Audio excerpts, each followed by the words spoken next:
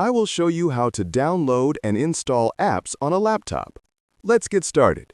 Let's click on the Windows 11 icon and search for Store in the search bar. The Store icon will appear. Click on this icon.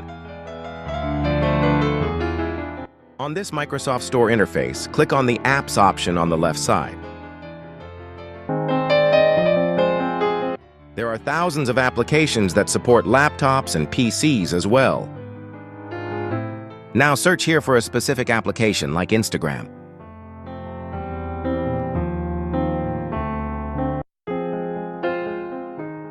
Click on the Get button beside the Instagram icon. Installation in progress. Click on Open button.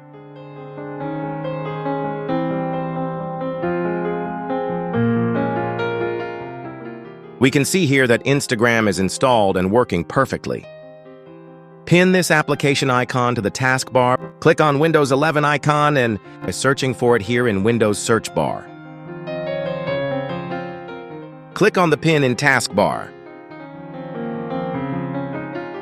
Now we can use Instagram from taskbar and it's easily accessible. Your problem will be resolved. I hope this video is helpful for you. See you in another video.